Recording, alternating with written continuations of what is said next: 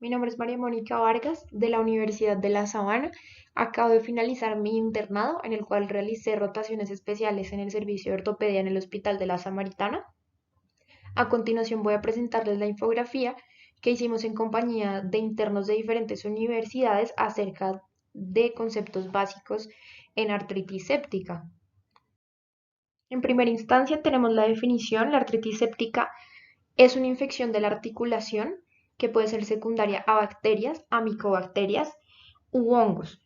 Puede considerarse una emergencia ortopédica ya que puede llevar al compromiso como tal de la articulación, a la inestabilidad del paciente e incluso a la muerte. El desenlace del diagnóstico, el desenlace de esta enfermedad depende de un diagnóstico temprano, así como de un adecuado manejo y además de los factores de riesgo del paciente. En cuanto a la epidemiología, es importante tener en cuenta que la incidencia no es muy alta, más o menos entre 2 y 6 casos por 100.000 pacientes al año.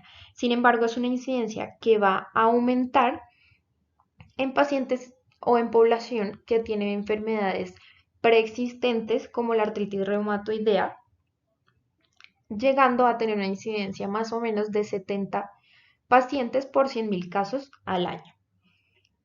En cuanto a la microbiología, tenemos que el microorganismo más frecuente que causa la artritis séptica es el Staphylococcus aureus por vía diseminación hematógena.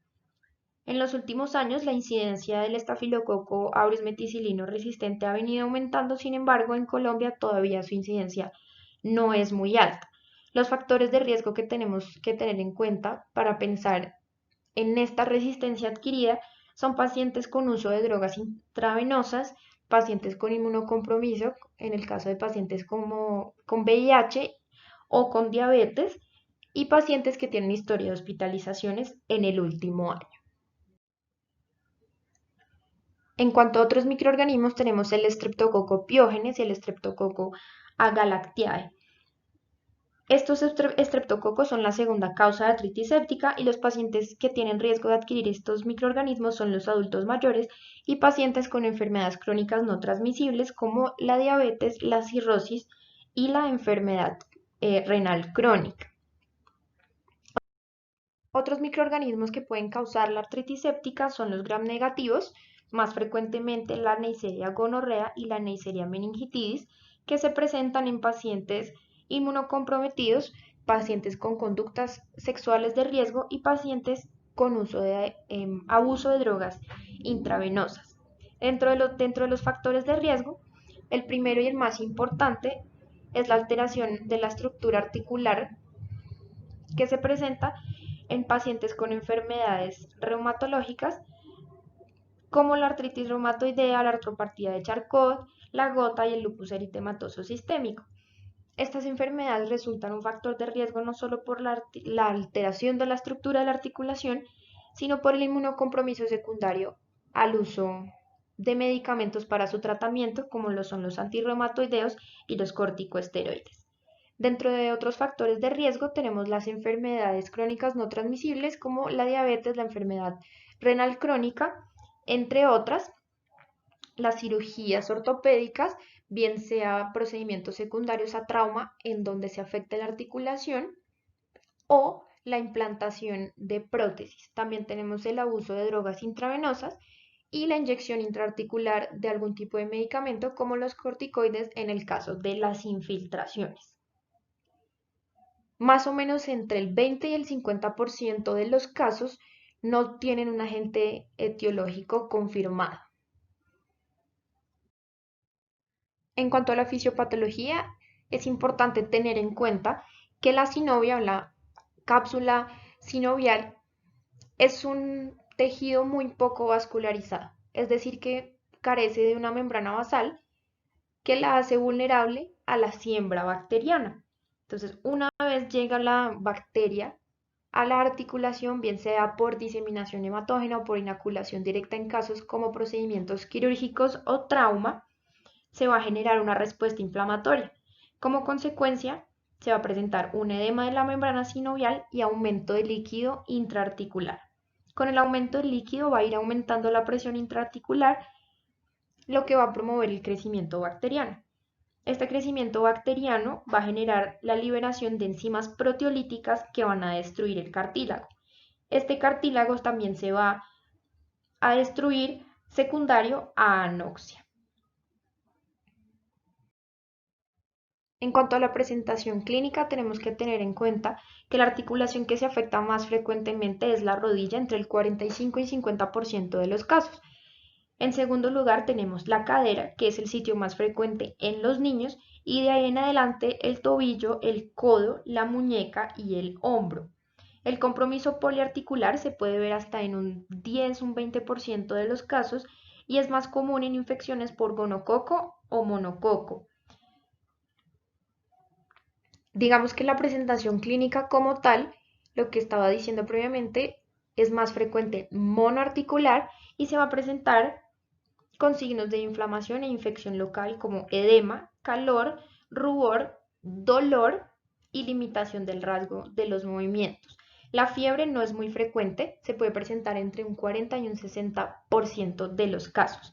El compromiso del esqueleto axial es muy poco frecuente, pero hay que tenerlo en cuenta en pacientes con abuso de drogas intravenosas.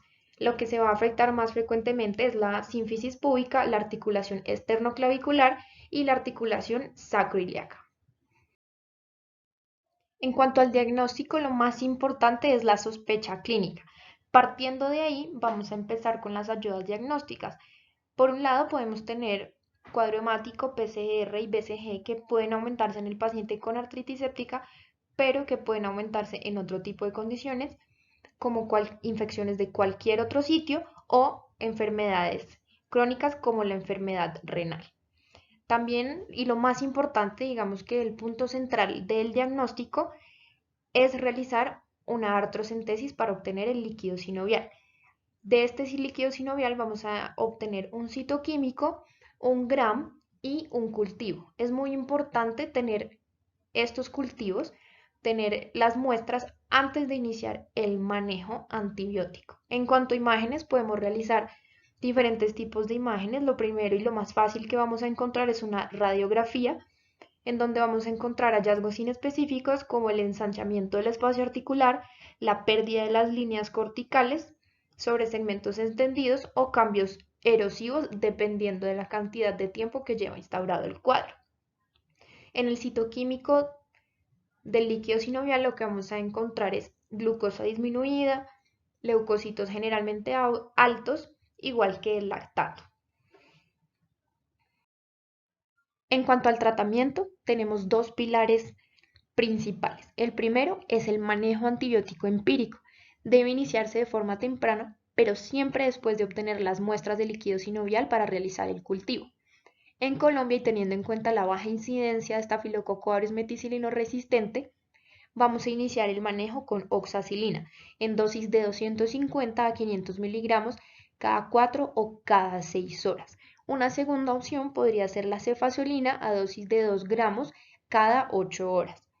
En poblaciones o en instituciones en donde se ha demostrado una alta incidencia de Staphylococcus aureus meticilino resistente, debe iniciarse el manejo con vancomicina a dosis de 1 gramo cada 12 horas. La vancomicina también tiene que iniciarse en pacientes en quienes, después de realizar la obtención del líquido sinovial y en el GRAM, no se observa ningún tipo de microorganismo. En pacientes con sospecha de cocos gram negativos o pacientes con síndromes clínicos altamente sugestivos de infecciones gonocócicas diseminadas, debe iniciarse el manejo con ceftriaxona a dosis de 1 gramo diaria, adicionada a acitromicina 1 gramo oral en una dosis única. La segunda parte del manejo es el manejo quirúrgico. Debe siempre hacerse una artrotomía. La artrotomía puede ser abierta o puede ser artroscópica, dependiendo de la experticia del equipo y la presencia de los implementos necesarios. Sin embargo, en ambos casos debe realizarse un lavado y un desbridamiento exhaustivo. La idea de realizar esta infografía era tener los conocimientos básicos del tema para poderlos aplicar bien sea en el ejercicio del servicio social obligatorio o en la práctica como médico general. Muchas gracias.